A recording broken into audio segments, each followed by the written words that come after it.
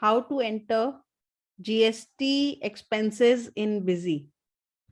Go to journal voucher, add. Here you need to put the date, then GST nature, registered expense. Debit is rent.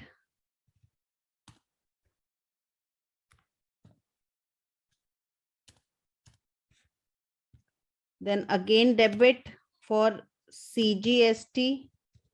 Input. SGST system will automatically take.